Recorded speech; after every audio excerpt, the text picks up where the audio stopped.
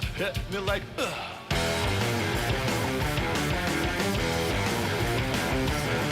sweet like a bourbon, high as a fucker, roar like a thunder. Girl, you're on fire. Yeah, yeah, yeah, yeah.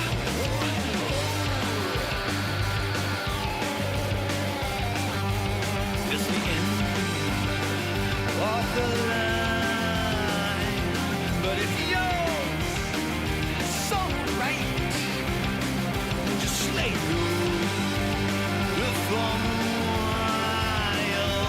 'Cause girl, you're on board, you're fire, fire, fire, fire. Hit me like sugar, hit me like sugar, hit me like sugar, hit me like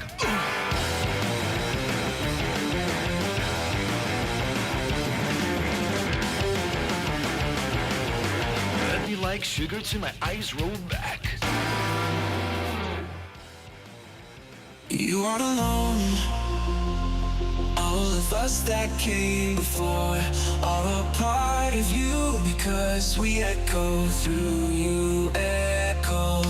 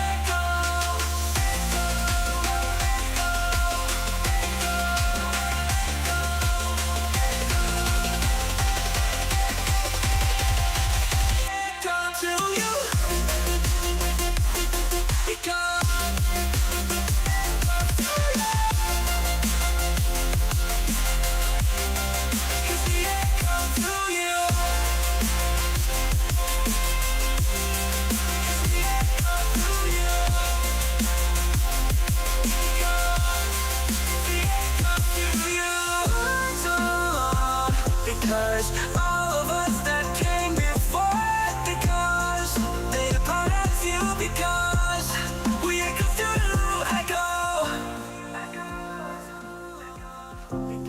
Because we echo through you. Because we echo through you.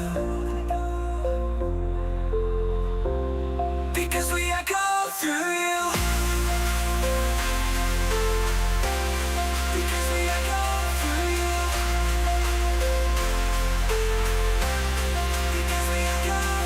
you.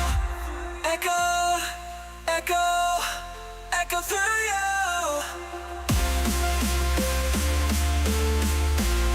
Because we echo through you. Because we echo through you.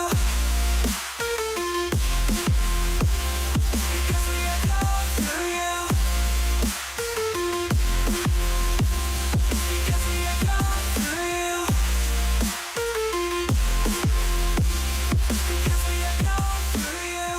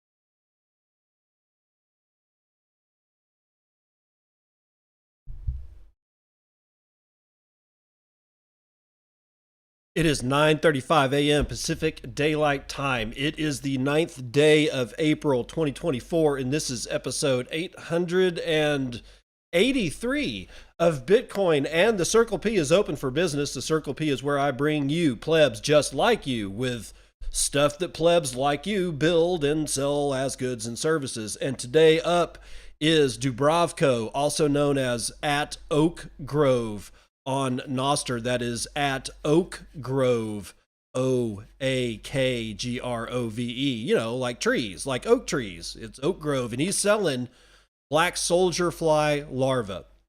Now, I did a partial show on black soldier fly larvae, and I can't remember the number of it. I'll see if I can find it here in a second.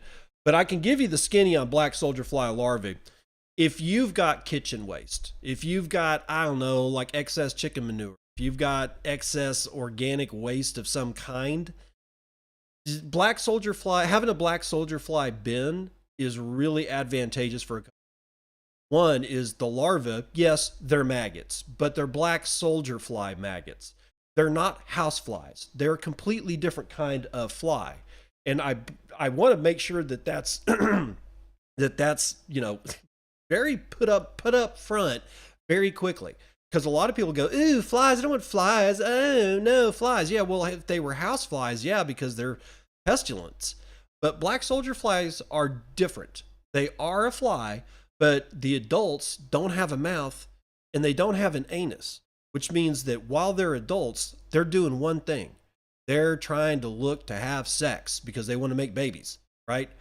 That the only thing that eats and poops is the actual larvae. And if you've got them contained in a bin and do it outside, you're going to get all the benefits. And when they finally, you know, do their thing and become adults, you don't have to worry about them because they're not going around garbage cans and putting their feet on nasty stuff and then getting on you, right? So the pestilence issue is not an issue at all. But while they're larvae, they will mow through all kinds of stuff, fat, like scraps of meat, which you don't put into a compost pile. In fact, all the stuff that you wouldn't put in a compost pile, like scraped off plates of food, that's where you put in the black soldier fly bin. And they'll convert that to some of the coolest, most nutritious compost amendment or soil amendment that you can find. And they do it very, very quickly. In fact, you throw a plate of food in a full size, you know, black soldier fly bin, it's gone in 24 hours. If probably, you know, if for one plate of food is probably, if you've got like, you know, thousands of these things in a bin outside, it's gone in, I don't know, a couple of hours. But just consider using black soldier fly, because once they are larvae and they decide to, they want to get out of their bin, if you put a ramp up there for them, they'll crawl up the ramp all by themselves. And if you put a bucket under the ramp, they collect themselves. They're self-harvesting fat and protein sources for your chickens. If you've got, you know, big fish, you've got, they make great animal feed. I wouldn't feed them to the pets, but like, you know, chickens go nuts for them. Ducks, if you've got like yard fowl, dude, you can't feed them anything more nutritious than black soldier fly larvae. And they harvest themselves after they've taken care of all your food waste. It's amazing. Get a hold of Oak Grove. He's in the Dallas-Fort Worth area. He will ship them. I don't know how far he ships them to, but it's Oak Grove. His InPub and his handle will be in the show notes. Thank God for podhome.fm, because now all my show notes actually work. Now, let's get into the news. Brazil and Elon are having a bit of a tussle. Elon is taking some offense at some of the things that Brazil's Supreme Court is doing. What the hell's going on here? Well, we'll just let the BBC tell it to you the way that Marco Oi wants to tell it to you. Brazil Supreme Court judge opens inquiry into Elon Musk. That's right, a Brazilian Supreme Court judge from Brazil has opened an inquiry into the American citizen Elon Musk after the multi-billionaire said that he would reactivate accounts on the social media platform Twitter that the judge had ordered to be blocked. Mr. Musk posted on the platform that the restrictions had been lifted because the court order was unconstitutional. He also called for Justice Alexandre de Moraes to resign or to be impeached. If Twitter fails to comply with the order, it will be fined 100,000 rias, or about $20,000 a day. In his decision, Judge Morris wrote that Mr. Musk had launched a, quote, disinformation campaign against the Supreme Court. The platform's global government affairs team said that the company was not allowed to say which accounts were affected, but Mr. Musk has since posted that Twitter will publish everything demanded by Morris and how those requests violate Brazilian law. God, this is getting stupid fast. The profiles, I'll get it. Like, hold on, don't think I'm not on anybody's side here. Everybody in this entire fight sucks. Hold on, just give me a check, give me a chance here.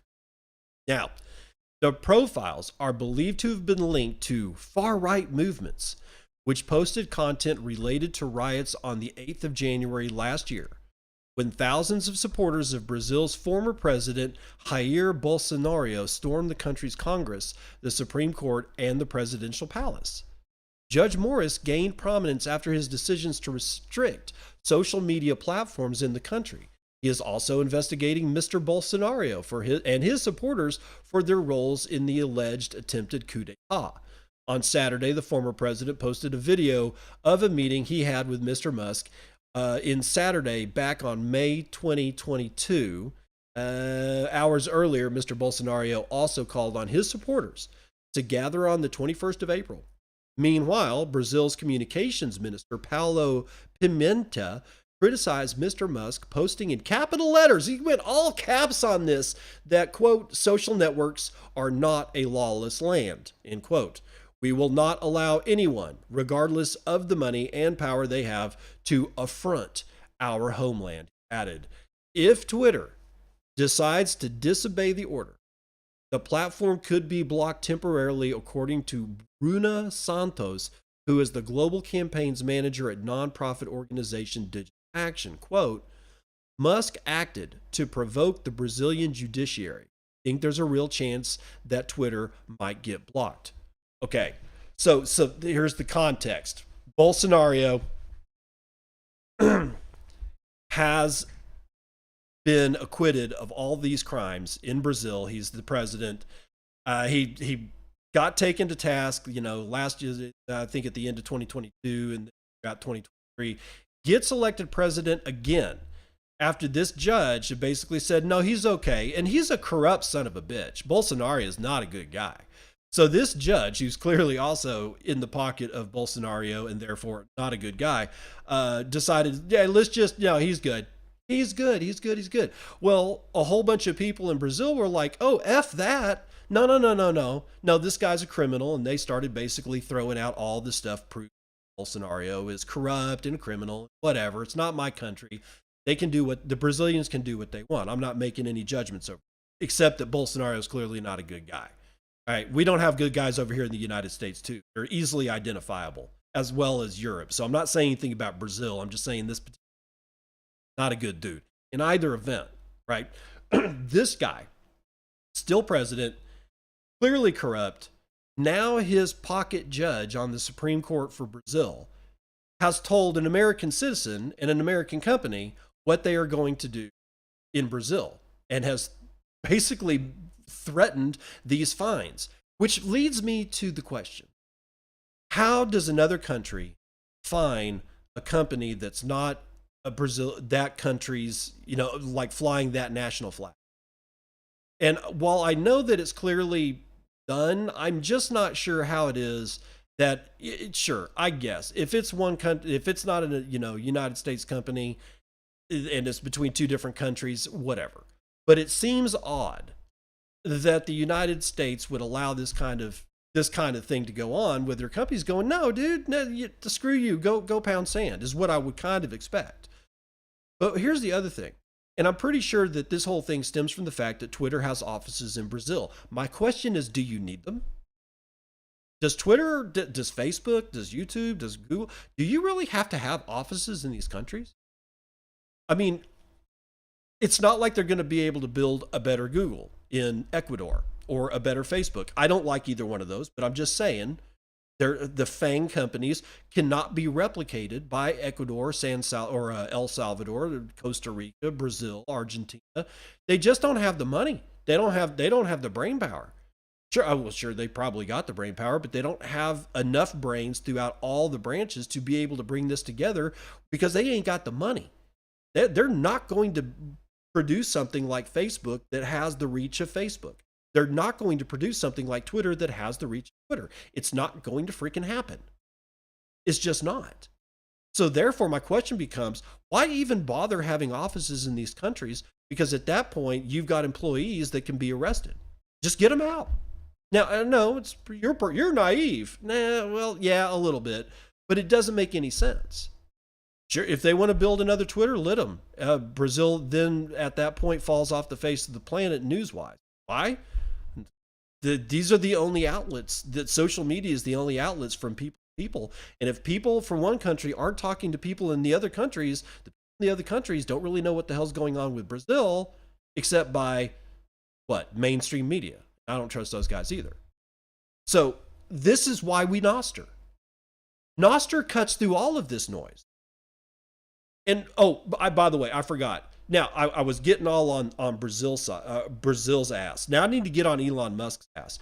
How the hell is Elon Musk got the wherewithal to tell Brazil what is constitutional in Brazil and unconstitutional?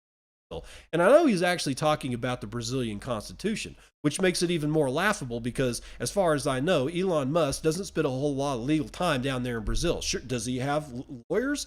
Yeah, but he doesn't have enough lawyers for he would have to have one lawyer that is a specialist in constitutional shit for every single country on the face of the planet. He doesn't have that. Do you have any idea what kind of payroll that would look like? Even if you assign 2 or 3 countries to each one of your lawyers, your payroll would still be like way out of whack. It would be just disgusting to have to cut those paychecks. I don't think he's got that. So I think it's laughable that Elon Musk is telling Brazil what they can and can't do. Honestly, just shut Twitter off in Brazil. Just be preemptive about it. See how they like it. I mean, I don't like Twitter. I'm not a fan of Elon Musk. Not a fan of Bolsonaro. Basically, I hate them all. But I'm just saying, I don't think Americans or British people or Canadian people or, El Salvadoran people or Brazilian people or the Egyptians have the right to look at some other country and tell them how they're going. There's their elections, their constitution, whatever, right? But now we come back to the Nostra issue. The people in Brazil, and honestly, everybody in every country, because we're all going authoritarian, we're all going totalitarian. If you want to be able to talk to people in the future, you better start figuring out how to use Nostr. At least learn how to do it. It doesn't cost you nothing. It doesn't. We do donate to the developers. Many of us do, but you're not required to. It's an open protocol. And if you don't understand what that means, please learn what it means. It just means that there's no CEO of Nostr. Nobody's going to be able to shut it down. It's like Bitcoin. So start learning how to use it now, please. Especially if you're in a country that's starting to tip over the edge into some really weird George Orwell, Aldous Huxley kind of crap. It will save your ass later. Trust me now. Now, on to China. China's largest fund has applied for a spot Bitcoin ETF in Hong Kong. Bitcoin magazine Vivek Sen is writing, some of China's biggest asset managers are using Hong Kong subsidiaries to enter the Bitcoin ETF market, according to recent reports. Securities Times reported on Monday that financial giants like Harvest Fund and Southern Fund have submitted applications via their Hong Kong arms and are awaiting regulatory approval. The move reflects growing institutional interest despite China's previous hostility toward Bitcoin. Harvest Fund manages over $230 billion in total assets. Southern Fund oversees $280 billion in assets. Approval of Bitcoin ETF products from such influential institutions could significantly validate Bitcoin in the eyes of both Chinese regulators and Chinese investors. The news is also a testament to the evolving landscape of Bitcoin in China, despite its previous crackdown on Bitcoin trading as well as mining, the country is now witnessing a shift. While the mainland remains cautious, Hong Kong has adopted a more open approach, attracting the attention of Chinese funds. By leveraging Hong Kong subsidiaries, major funds gain exposure to Bitcoin in a compliant manner. The location provides a legal loophole for Chinese companies to participate in the burgeoning Bitcoin asset class. Industry insiders are abuzz with anticipation as they predict a significant milestone in Bitcoin. Hong Kong's first ETFs could potentially launch this quarter of 2024, not next quarter, because we're in quarter 2, and they're talking about a Q2 launch, which would be what? Right around the same time as the halving. Could be interesting. Finishing up, financial leaders are clearly eager to meet surging investor demand for Bitcoin access. ETFs offer a regulated on-ramp for both institutional as well as players. So this loophole issue,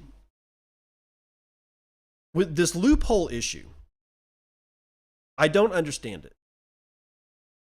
Hong Kong was taken over by China, and China has left some loopholes to be able to do things that you wouldn't be able to do financially on mainland China. I find this very interesting. Why would you do that? Unless China, mainland Chinese, not the people, but the government, basically the government is saying, we ourselves have to keep something open. I find this extraordinarily interesting that they haven't just told Hong Kong, dude, everything you do is now the way that we do it on mainland China, which means that they would not have allowed this. They would not even think about asking. There would not even be an application probably to be able to do. But China is leaving the door open to Chinese nationals being able to invest in Bitcoin through a spot Bitcoin ETF. I don't really kind of know what to say about it other than the fact that China may not be as stupid as we think when it comes to Bitcoin. I'll say that. Now, Metaplanet shares soar as a Japanese firm mimics the MicroStrategy Bitcoin buying plan. And this is CoinDesk's Sam Reynolds. Metaplanet, a Web3 infrastructure provider, saw its Tokyo-listed stock rise 90% in just 2 days after saying it was adding $6.56 million in Bitcoin to its balance sheet in partnership with Sora Ventures, Morgan Creek Capital's Mark Yusko, and others. The company, which started as a budget hotel operator under the name Red Planet before becoming a Web3 developer, said it was looking to minimize its exposure to the Japanese yen. Yeah, they don't even want the fiat currency. Yen, the company wrote in an update to shareholders, has been damaged by Japan's generational long low interest rate environment that eroded its position as a key global currency. The company's decision to incorporate Bitcoin into its treasury asset is driven by a multifaceted understanding of its potential as a hedge against inflation, tool for microeconomic resilience, and a basis for long-term capital appreciation, it wrote. The strategy also mimics that of Tyson's Corner, Virginia-based MicroStrategy, a software developer that in 2020 said that it would start building up its holdings of Bitcoin. And since then, its stock price has often mirrored the fluctuation of Bitcoin's price, reflecting investor sentiment toward the cryptocurrency markets. It is now the largest corporate owner of Bitcoin, according to BitcoinTreasuries.net, holding more than 214,000, valued at about $50. The strategy also mimics that of Tyson's Corner MicroStrategy. Oh, they copied the same. Oh my God. It's the exact same paragraph twice. Do y'all need, hey, CoinDesk, if you guys need an editor, dude, I'm up. I'll do it. Just pay me some Satoshis. I'll edit your shit. That's easy to catch. Anyway, in a post on Twitter, Jason Fang, managing partner and co-founder at Sora Ventures, which participated in the partnership to add Bitcoin to Metaplanet's balance sheet, highlighted it as a way for Japanese investors to get exposure to crypto through a publicly traded company instead of holding the asset itself, which is subject to a high tax on unrealized crypto gains. This tax is controversial and has been debated and modified by lawmakers since it was first introduced. In June of 2023, Japan's National Tax Agency announced that tokens issued by crypto startups would be exempt from the rules. Bitcoin is currently trading, we won't, because we know it. Bitcoin's got a great big red dildo on it, so we're not going to talk about their price. CoinDesk has the wrong price. So now we see a Japanese company that's named Meta that used to be a budget hotel manager, and then they turned into a Web3 infrastructure company, which is laughable all by itself, deciding that they're going to finally do the same thing that MicroStrategy is. So it's now we're seeing the effect of Michael Saylor's, when he gave all those webinars to businesses and invited all the CFOs and said, hey, here's the way that we do it. This is the way we interact with Bitcoin. This is how we interact with Bitcoin on our balance sheet. This is how our accounting runs. He gave the whole playbook. It was called the playbook. That's what he said. I'm giving my playbook to all these CFOs. And he did it was like a full 2 days of webinars, or 1 day. I can't remember what it was, but it was a while back. And we were wondering, is he going to fish somebody out of the water on this? And nothing happened. Nothing happened. And it kept not happening until all of a sudden we start getting word that these companies are starting to do what Michael Saylor did. But the problem is this. The first company that I told you about, and I cannot remember their name right now, it was a complete joke. It was a complete joke of a company. And they were going to just start adding, Bitcoin, and their stock price raised to this, insane point that they hadn't experienced in like years as far as their chart was concerned. And the very day after, their CEO just quit and said, this is a classic pump and dump, and I don't want to have nothing to do with it. And if you look at this company's chart, their balance sheet, it was a joke company, or it had turned into a joke. But now we got MetaPlanet, which is kind of humorous considering that they were a budget hotel chain operator and then they went to Web3. That doesn't bode well. Kind of a red flag for me, but the company itself is not as bad as this other company that I previously mentioned that is a complete joke, or had turned into a complete joke. I think that the wind is actually shifting and that people are, or had actually attended Michael Saylor's thing. It is just now that the companies that really need the most help are the ones that are trying to implement the plan. For some of them, it will work. For some of them, it will save their ass. For even fewer of them, will probably turn the entire company around. And for a couple more, and I'm talking in the short term, it will probably turn them into something that is spectacular. But as time goes on, those numbers will grow and grow and grow. But Michael Saylor's in the middle of a shitstorm with Matt Odell, which I'm not going to get into because I have no idea what the hell is going on there. You can tell me, like in the Zap stream. I mean, I know what the gist is about, but honestly, if they want to fight, I'm just going to let them fight. Apparently, it's something about Michael Saylor not wanting development on Bitcoin, some such shit. I don't know. I don't know Michael Saylor. I have no idea what he's doing. Please don't ask me to describe what the hell's going on with Bell and Saylor. We've got other shit to do. SEC has deferred its decision on Bitwise and Grayscale Bitcoin ETF options. Okay, the April 8th delay decision impacts proposed option trading on the spot Bitcoin ETFs of the New York Stock Exchange, namely those from Bitwise and Grayscale. Braden Lindria from Cointelegraph. According to the April 8th filing, the commission's pushback will impact options trading on Bitwise and Grayscale trusts and any other trust that holds Bitcoin on the NYSE. The commission finds it appropriate to designate a longer period within which to take action on the proposed rule change so that it has sufficient time to consider the change. The securities regulator reached the same outcome for NASDAQ last month, which requested options trading on BlackRock's iShares Bitcoin Trust. If Grayscale CEO Michael Sonnenschein is one of two people who wrote to the SEC requesting the rule change to be approved. In a February 28th letter, Sonnenschein argued that there's no reason to knock back options trading on the spot Bitcoin ETFs, as the SEC has already approved Bitcoin futures ETFs and spot Bitcoin ETFs on the NYSE. Quote, the natural step is the approval of options on spot Bitcoin ETFs. All right, so that's all we need from that one. In this particular case, I'm going to side with the SEC because we don't need another derivative product at all, but we certainly don't need it just yet. I'm seeing this pattern form on the Bitcoin price charts, and there's 100% correlated to this addition of the spot Bitcoin ETFs. You get a spike up on the price on Monday because that's when IBIT decides to buy all of their Bitcoin. Then it bleeds on, and then it just stops.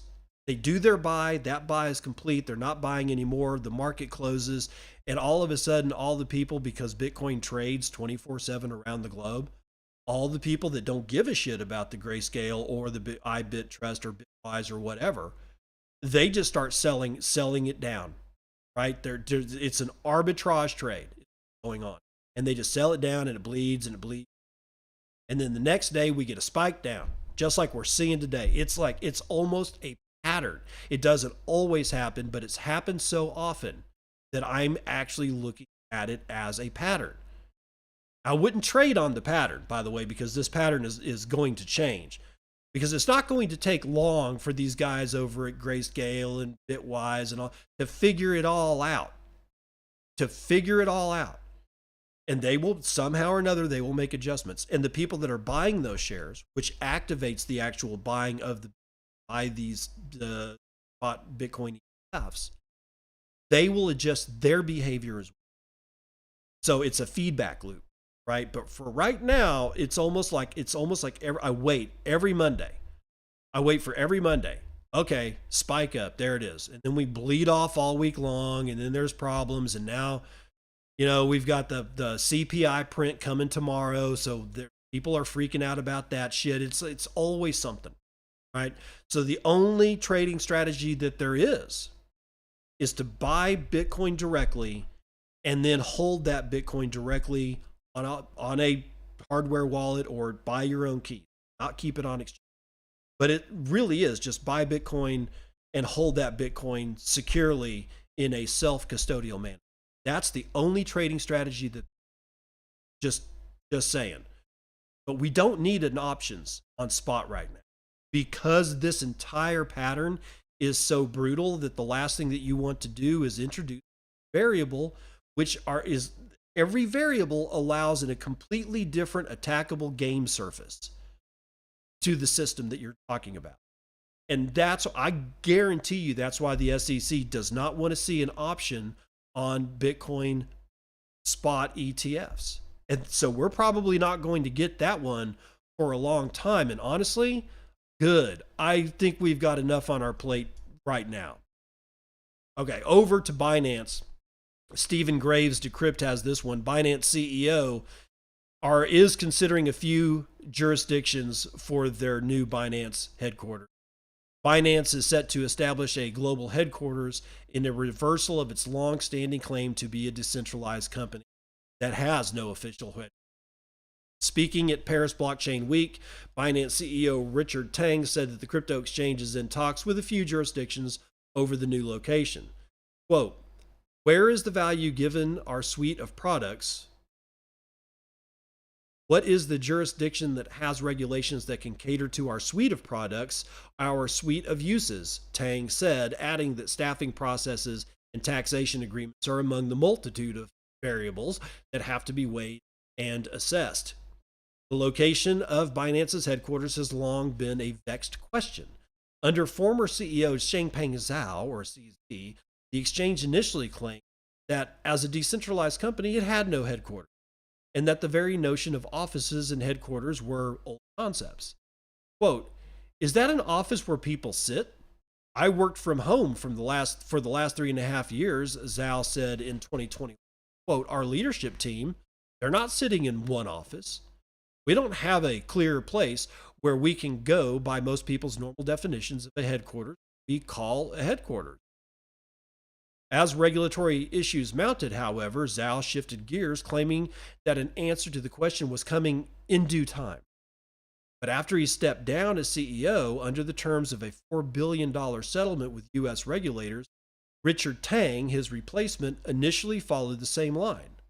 But at Paris Blockchain Week, Tang addressed the plight of Binance executive Tigran Gambaryan, currently jailed in Nigeria in a trial on Monday for money laundering charges. Quote, "Our utmost priority is to do what we can to bring him home as soon as possible," Tang said. Binance has previously claimed that Gambaryan has not violated any Nigerian law and that he has no decision company. This story reminds me of what I was talking about with the whole Twitter thing. Headquarters are just bad news. And CZ was right. It's an old concept. And as we enter this brand new world, this brave new world, as Aldous Huxley would call it, what? Headquarters are a liability. Because everything that we are entering into does not help the current power structure retain its structure.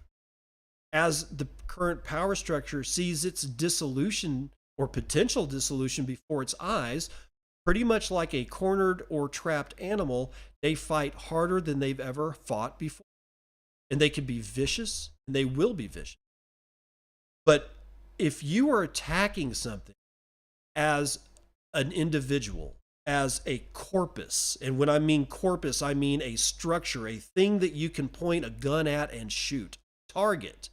If you're attacking the cornered animal from that standpoint, then at that point, there's odds whether you win or lose that battle.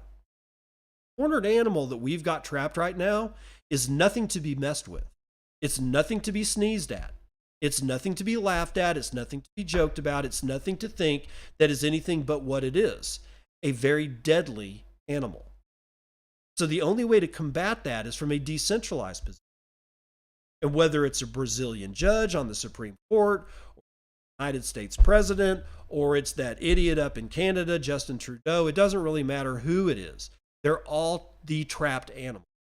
And the only way to combat this going forward is to not have offices in countries, is to not have a P.O. box, is to not have a telephone number, is to not have any way that you can get to the people that can pull plugs or change code.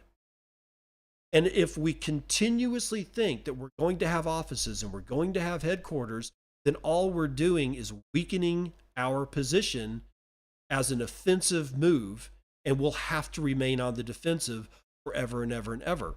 And almost every general will tell you, ever been in battle, whether you're talking about Chinese generals from 4,000 years ago or fucking General Patton in the 1940s, they will tell you the same shit. An army that is in constant defense will eventually lose through attrition, through morality, not morality, morale being depleted, the whole ball of wax. If you can't get an offensive going on and stay on the offensive, your army has no hope in winning. And whatever structure, situation that army is fighting for will fall. So we got to keep that in mind. I don't like the fact that Binance is looking for a headquarters. It's going to make them easy. It's going to make them easy targets. They're already fairly easy targets. We've got to figure out a way to think different. That's all I got to say. Now, numbers. Let's run them.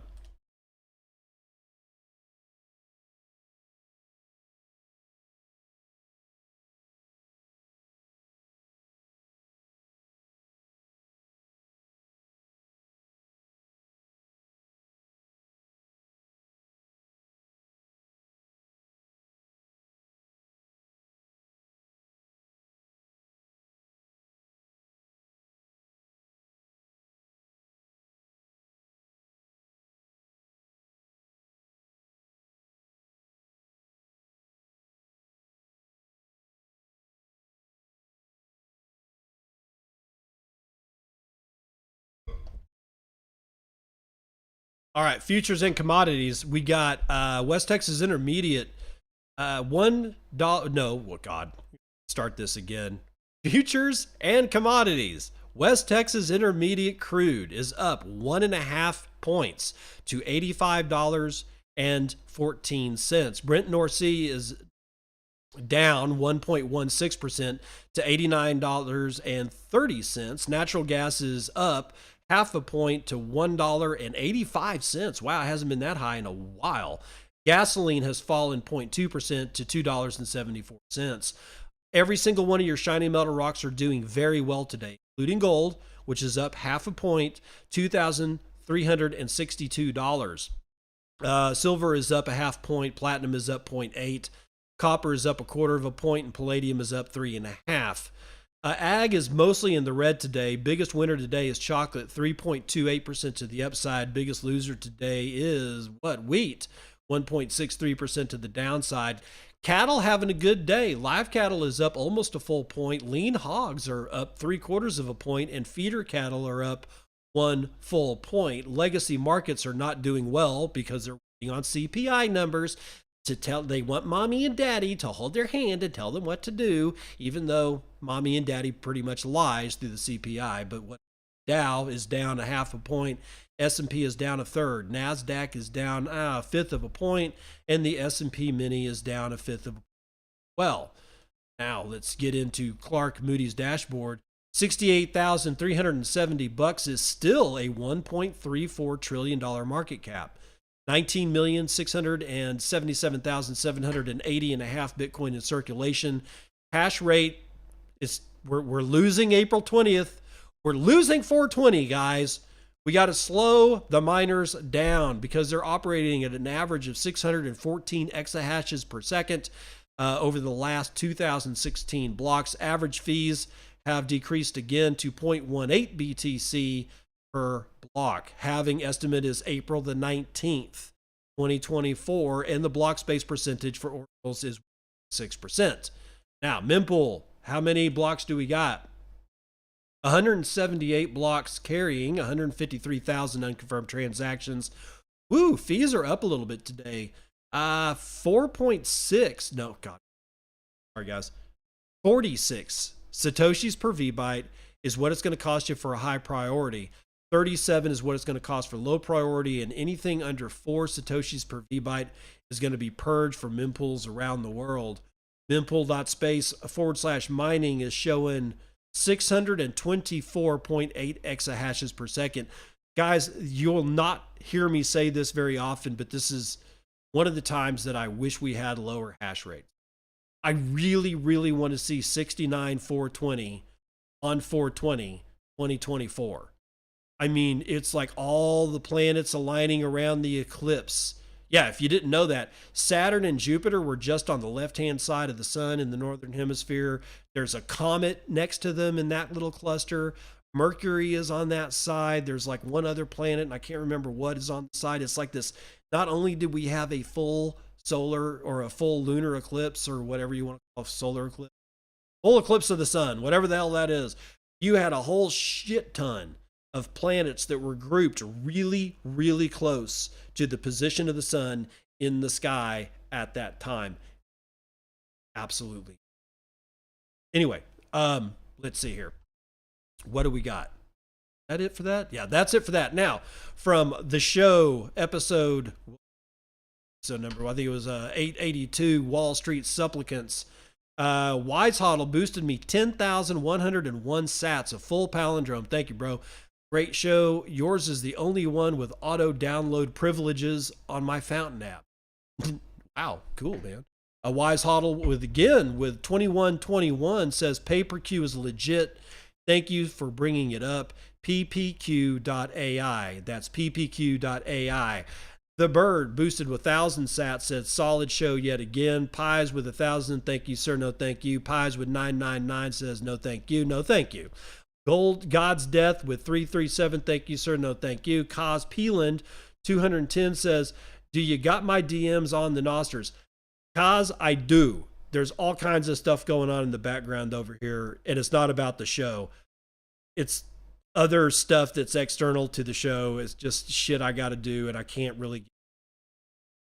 I'm sorry. I will get back to you. I just got to clear some of this crap up. The bird with 100 says, no, thank you. No, thank you. That's the weather report.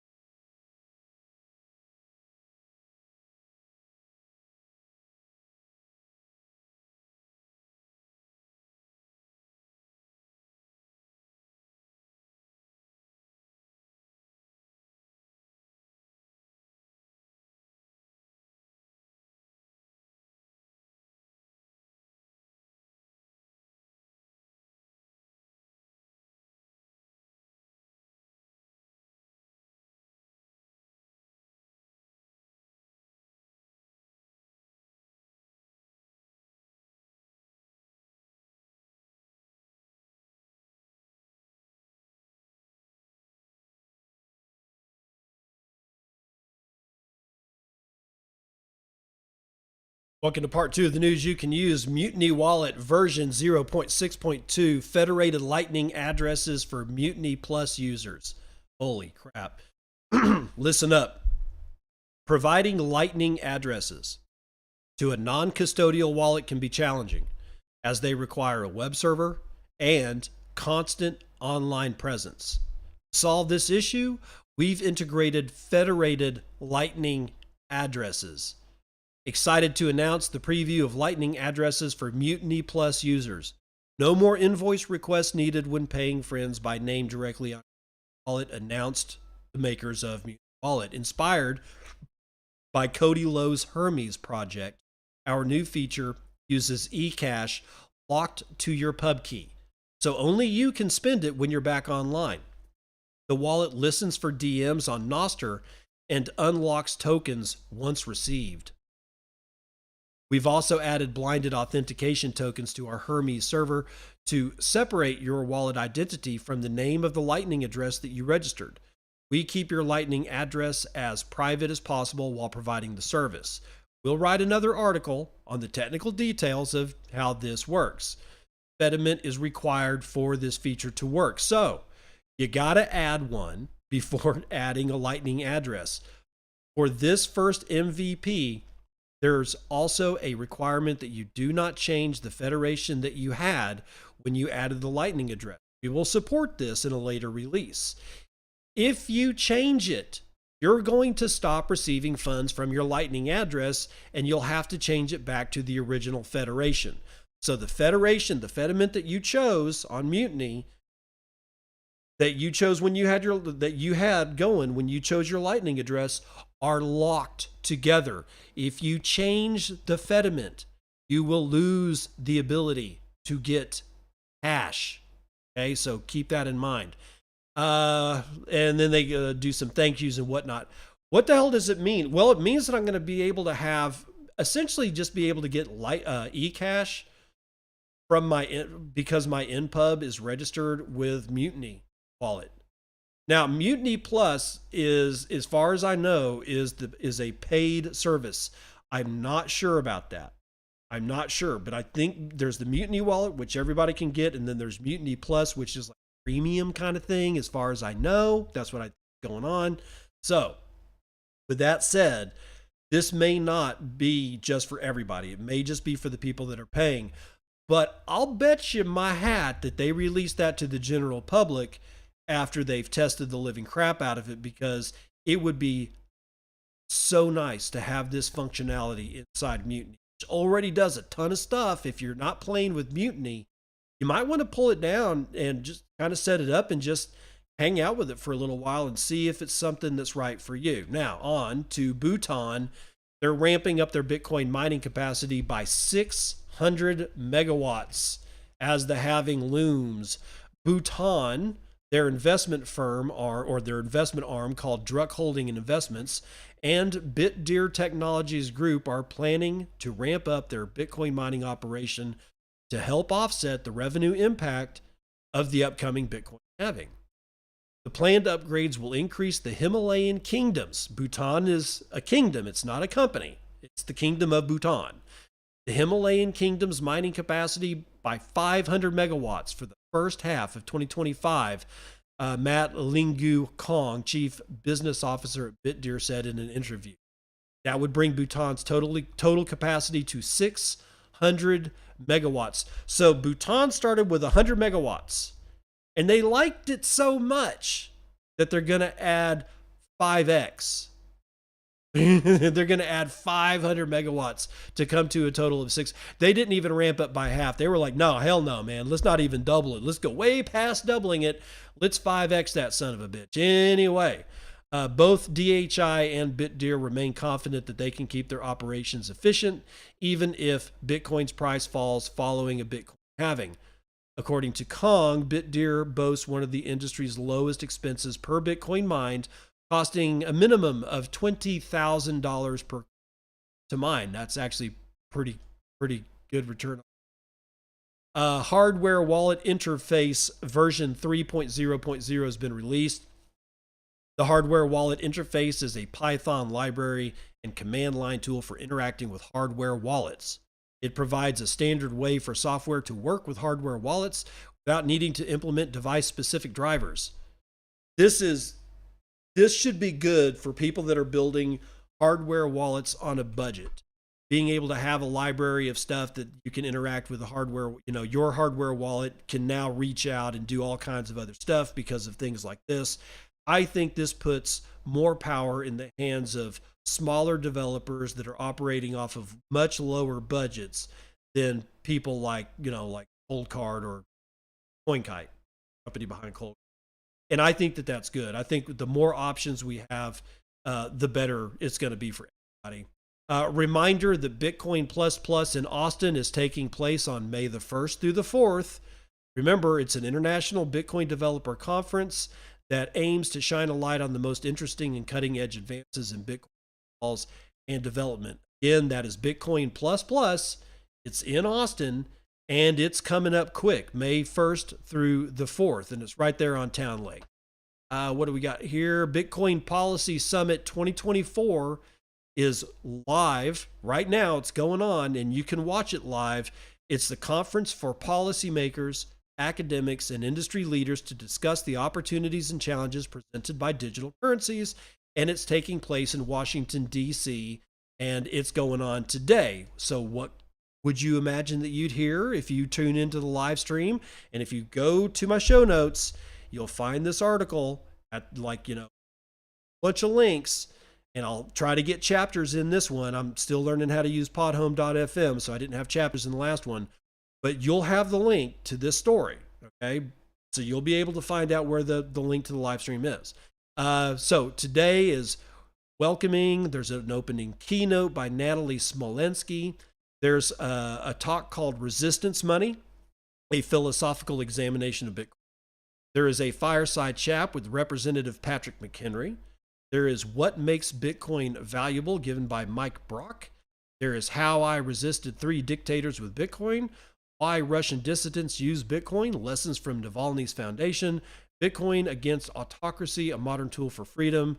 There's Mining in America, a fireside chat with Senator Cynthia Lummis.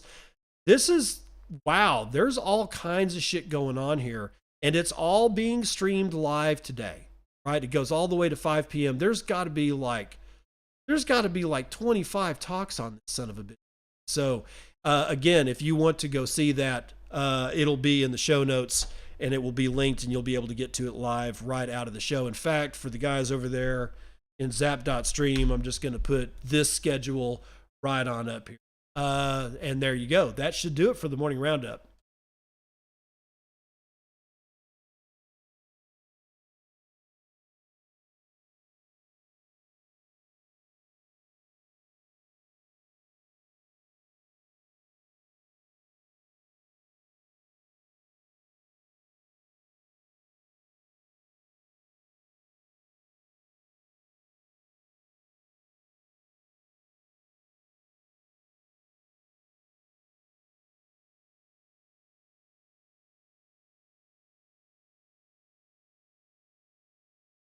Dad says, jokes, scientists are studying the effect of cannabis on seabirds.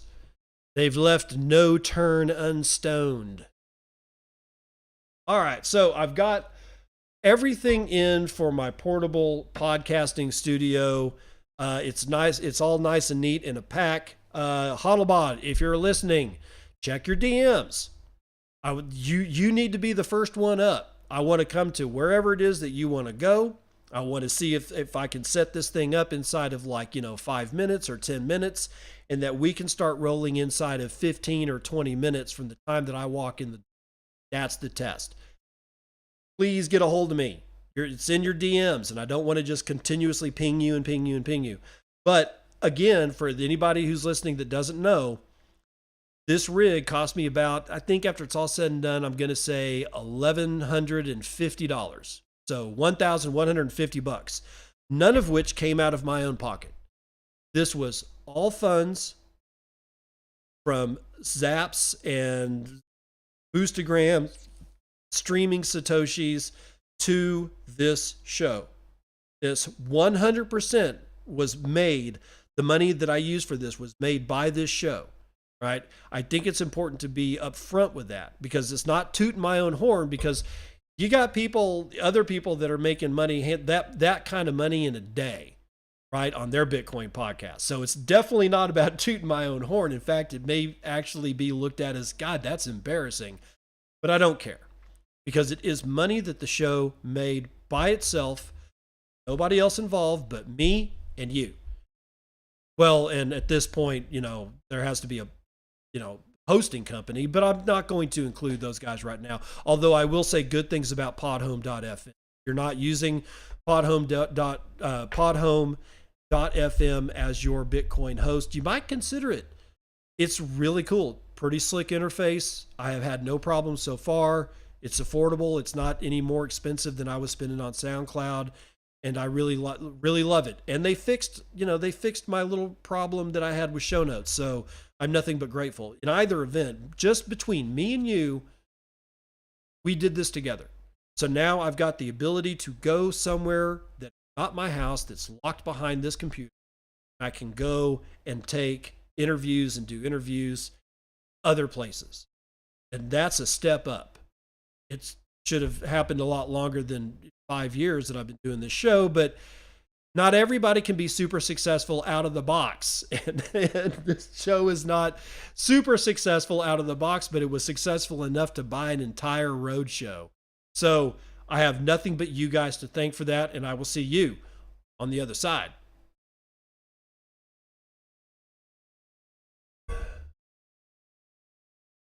All right, Uno, thank you for all the zaps. Dude, thank you. I appreciate it. And thanks for anybody else that's been in the live stream. You can write in the live stream. You send me notes, point, like I said, troll me. There is nothing better to not set me off, get me pissed, but I don't know. It would be more fun, I think, if you guys were trolling me. And I had a few people in the chat, but you guys just refused to troll me, so I can't do anything about that. But, I guess I'll see you guys. I'm going to try to do another one tomorrow and then Thursday, and then not do one on Friday, because I've got better metrics on the show now that I'm on podhome.fm, and I kind of want to concentrate on Tuesday, Wednesday, and Thursday, leave Monday and Friday as free days. Anyway, I'll see you guys later, and thank you for all your support. Couldn't do any of this stuff without you.